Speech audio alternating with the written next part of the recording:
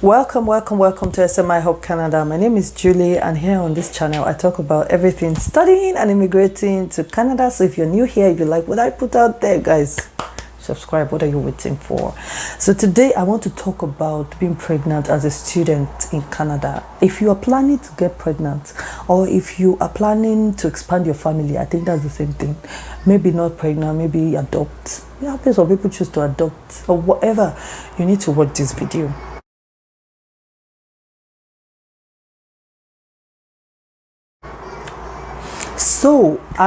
So I got pregnant in the thick of COVID for my second baby, which was planned. I did plan it, but you know, when you plan something, you know, okay, at this period I want to have my baby. My first one was almost 3, and I wanted to have my second child. As an international student, you shouldn't be any different from anybody else. You should be able to have your baby when you want to have your baby. But do know that it can be a very tough decision. You need to be strong, and you also need to provide yourself some support so that you can go through that phase in one piece, because you are studying and you are an international student. So there is a limit to the amount of the length of maternity leave. I'll talk about that shortly. So the first thing I want to talk about is you go on childcare list. What are you waiting for? If you are thinking of getting pregnant in this Canada where we did, so that's pidgin I just spoke, this Canada, you need to go on that list. There's a childcare registry where you can go on childcare list. Apply to all the childcare programs. Now is not the time to be picky. Apply to everything and just go on all the lists so that you have options when your baby comes. Don't wait. See, learn from me. People used to say, when you're thinking of getting pregnant, I thought it was a joke. I applied to childcare stuff for when my child was 5 months. When I was 5 months pregnant and above. Do you know this? The childcare I applied to as that when I was 5 months pregnant. The spot was not available for me. It was not a joke. They actually locked down, unfortunately, because it was closest to my house, so I wanted that place. They locked down because of COVID. So I had to go for the second, and I didn't apply to so many places because I wanted places close by. I was now regretting. Because I was driving already. I mean, it's just a matter of driving down. I so much needed childcare. So apply. That's the first thing you want to do, because with licensed childcare you get access to subsidy if you qualify, and with subsidy your money comes down, except if you want to do private childcare. And even that, start looking around, start searching around, start telling people so that they know that, okay, by the time this baby is born, I'm talking to you people that might not have help, you know, come around her. So by the time this baby is born, or by the time she's a specific age, he or she can start attending the childcare. So the second thing I want to talk about is maternity leave. Because I saw on the website, the Canadian website, immigration website, how much maternity leave I could take. I saw that you can take up to 120 days. You can go for a leave, and it won't count as interruption to your study as long as it's less than 120 days. Anything above 120 days will count as interruption to your study, and that means that your study permit will become invalid. That's the first thing to know. That's why when people change schools, they can change school between 120 days as long as they get another school and do all the other things they need to do. They will be fine. Now, I still wasn't sure. I was like, so I called immigration, and they also confirmed it. They were super nice to me, and they confirmed it to me that, babe, you can go on a leave for at least 120. That's 3 months. So you can go for that. But first, make sure it's authorized. So that's the first thing you want to do if you are planning to have a baby when you are studying. Make sure your school gives authorized leave for maternity, or authorized maternity leave, or authorized pregnancy leave. Some schools don't give that. Most schools do. So you can contact them by emailing the graduate assistant and ask if they give maternity leave. Do they give authorized leave? Because you are going to attach that when you are applying for postgraduate work permit, if you don't get a PR before then. Anyway, you have to attach that oh, I went on a maternity leave for the purpose of delivery also is post-pregnancy. So I went on maternity leave. I have my authorized leave attached to this application. I also have my, you attach the receipt of delivery, your baby's birth certificate and all of that, just to show that you really had a baby. And another thing is that some schools give maternity funding to PhD students. So I always tell PhD students, check the package. What are the other things they do for you as a mom? As a mom, some schools give maternity funding up to, well, don't let's talk money, but they give maternity leave funding that will be more than enough for you, because you won't be able to work when you're on maternity leave. That's the third thing. So when you're on any kind of leave, you cannot work. If you work, you'll be contradicting and it will affect you when you apply for your postgraduate work permit. So the school recognizes this and they give funding that will cover you, that will be like your TA salary. So that's something to also check. So I had all of this in place, and I searched this when I accepted my school's offer, and I saw that okay, they have these things in place for moms, and they are really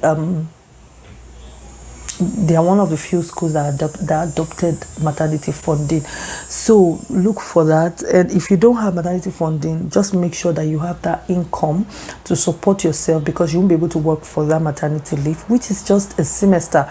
A semester is 4 months. Right? I know a semester is not quite up to 120 days. So you can take a semester. That's 4 months. Anyway, you can take up to 4 months of leave, which is a semester. You can't take anything more than that. So I needed to have someone help me at 5, when my baby is 5 months, around that time. So that takes me to the next point. Start saving money for someone to come. Believe that the person's visa will be granted. Don't be pessimistic. I believed it, that my mom's visa will be granted. I believed it. I just trusted God heavily for that. So I started saving money right from before pregnancy. I started saving my money small, so that I can present this for her as a proof of fund. And it was wonderful. My mom was granted. They even granted it within 2 weeks, because I don't spare details when I do visa application. I let them know the urgency. I let them know I just had a baby, my baby, and I'm, going back to school. I need my mom to be here. I put all of that, and they gave me 2 weeks. It's very speedy application, thank God. So that helped me a lot when my mom came. My mom came when my baby was 10 months. When my baby was 5 months after my maternity leave, and I was able to go back to school to continue studying, because I needed to go back so that my status will still be valid. That was what I did, and I'm sharing it with the world. Just, even though I hate sharing my life story with the world, just so it can help somebody out there know that you can use that as an option. It doesn't have to be your mom. If you don't have a mom, it can be your grandma. Usually it's better to do moms or grandmas or husband's mom or something, because that's more direct. So I did that. And also make sure that you try to get support as much as you can. Please, pregnant women need support. So if your husband is your support system, tell him, you have to be my support system. Times when you are tired, you just come in, both of you work this thing together. He helps with the chores, do as much as you can. If you are feeling tired, rest. There's a lot you are working as. I'm just imagining you have a teaching position like me. I have to do my teaching position. I was preparing. I even did my qualifying. If you know what qualifying exam is, to sit down for 3 hours with 5 professors firing me. And as a PhD, if you fail your qualifying, that's it. So I didn't tell them I was pregnant, because I didn't want them to take it easy on me. I remember studying for the qualifying. I did as much as I could to give myself a sense of comfort. I remember I went to get a printer because of that. I printed off papers, so I won't have to sit down with the computer studying, because I studied over the space of 2-3 months before the qualifying, while still doing my TA duties and doing coursework. Thank God the coursework was over. So I did that. I printed off papers and I was studying it cold. I will sit on my chair, and be reading it. I can sit upside down, I can raise my leg, but just so I don't have to sit at the computer, because it was beginning to affect me. I did a lot of sitting at the computer, a lot of working at the computer. It was that time during COVID, so there was virtual classes. So yes, so the support is necessary. You also need emotional support. People need to show love. if you tell people, people will show love to you. Don't keep it quiet. As soon as you start showing, others will see anyway. I got a lot of support from my church members. I got a lot of support from my pastors. If you're watching this video, I love you. Thank you so much for your support. It means a lot to me. They even threw me a special baby shower. It was amazing. So they were really supportive. So tell people that can support you. If your supervisor is one that is supportive, then why don't you tell him or her? My supervisor has always been a supportive supervisor. So I told him, and thank God I did. He was so supportive. I told him at the 3-month mark. And there are many reasons why I told him, because I knew he was supportive, and also because my lab work requires me to work with chemicals that are not baby friendly. I knew I couldn't go to the lab. 3 months was as much as I could push it before I would need to tell him why I can't go to the lab. I also wanted him to know, because I respected him a lot. He has shown me a lot of love, and so he earned my respect in that regard. So I felt I could tell him as well. So he was so supportive, his wife as well. Make sure you build that strong support. Reach out to people. People will help you. I mean, there were people that when I had baby, they cooked. There's this wonderful family, they cooked and brought food for me. I really appreciate you guys. You guys know yourself, in case you are watching this video. So yeah, so just build a strong network of support. Then you need to go to the hospital. Go as soon as you can, so that you know the support that the hospital will provide. Now let's talk about health insurance. If you're coming to have a baby, you are not a student, then you won't have access to the student health insurance, which can be a bit pricey, but at least on the scheme of things, delivery is costly. Delivery shouldn't be less than 10,000 Canadian dollars for delivery, natural delivery, at least in my province. And it can be more expensive in other provinces, so you need to know how much it will cost. But for us students, as long as you're paying your university health insurance, I also did a video on how you can opt out of university health insurance and just get health insurance for free. So watch that video. I'll link it in the description box. I'll also link the CIC's policy on maternity leave in the description box. So just know where you start with health insurance, know what it covers. University health insurance typically covers delivery and cesarean section. I actually had two at that point, because I hadn't opted out of my university, and I also had my husband's the Ontario health insurance. So I had the government one, but you only need one. So know where you stand. If you don't have health insurance, maybe you are pregnant and you're on a visit visa, then you need to pay out of pocket. So know how much you will need. I know it's certainly not less than 10,000, and it can be more if you have a complicated delivery or you have surgery. So make sure you factor that in and have the equivalent amount. Also, know where to birth. You can choose different options. If you need to have a section, you have to birth in the hospital with doctors.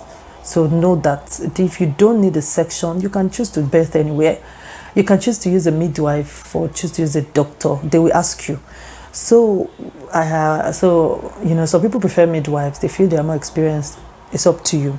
You can choose to birth your baby in a bathtub, water birth. They have that option here in hospitals in my town.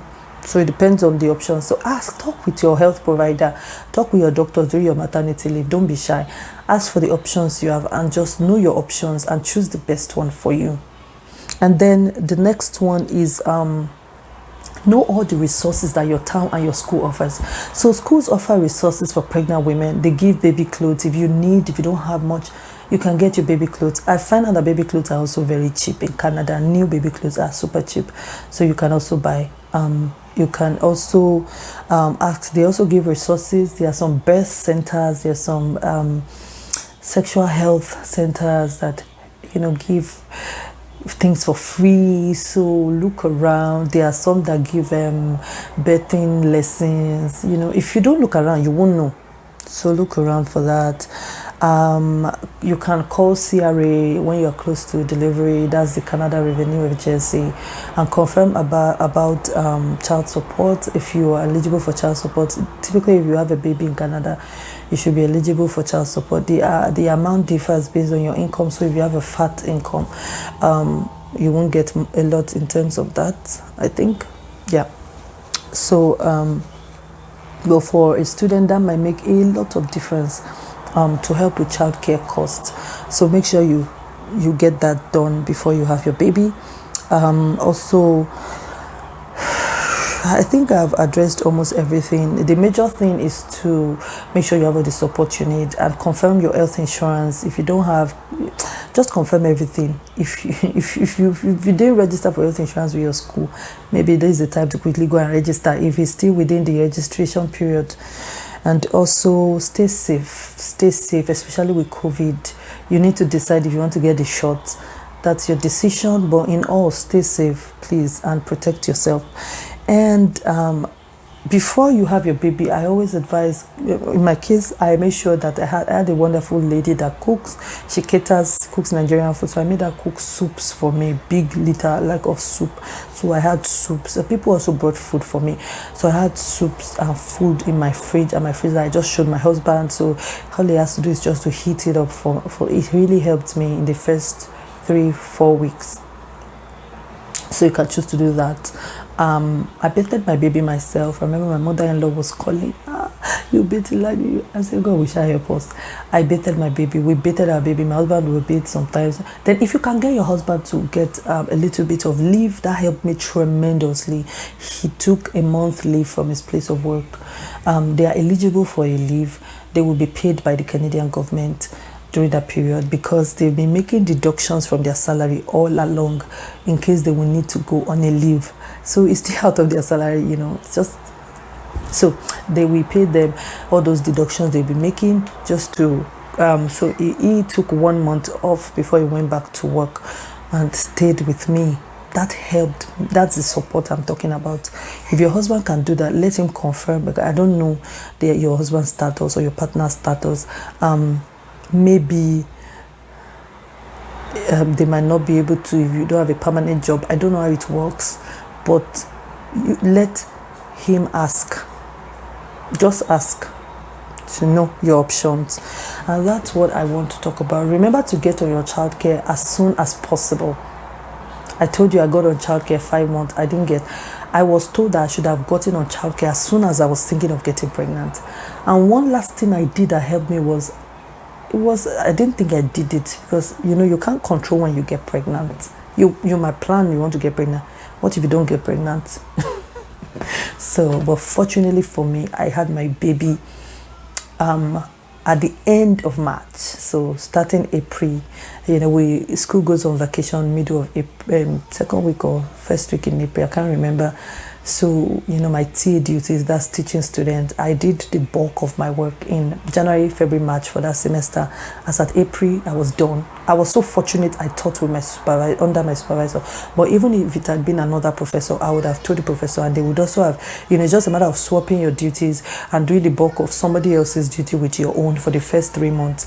And so I had April off, which was not part of my maternity. And then I had my maternity. So I had a total of 5 months to recover. And if you are not like me, you might be doing a normal program. You might not be doing a PhD program. You might be doing a master's thesis based, not a research master's. So if you have summer break off, I know some of you have summer break off. For grad students that have funding, we don't have summer break off. We keep on working, we keep on doing research. But you have, so if you have, you might not even need to go maternity leave. You can take the whole break if you are off on summer anyway. So you can take the whole break and just plan it towards that period. All in all, God will help you. If you're pregnant, you really need to be strong. There are times when I felt like, oh my God, why did I do this? But now that my kid is 1.5 years old, I'm very, very happy. And I see the both of them playing together.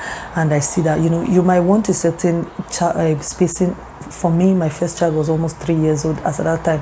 I didn't want them to be like over at least more than 4 years gap. I didn't like it because I wanted them to be close. That was as much as I could push it. So if you are the kind of person that likes like a large gap, then that's fine. You might finish your studies before getting pregnant and save yourself all that juggling, studying, working, But if you want them to close in gap, it can be done. Just make sure you do all the things, and you can start applying for your mom's visa or your grandma's visa or your mother-in-law's visa way in advance so that they are ready to come when you need them. And that will be all for today. I hope you got something, one or two things from this video. Thank you so much. Until the next time, guys.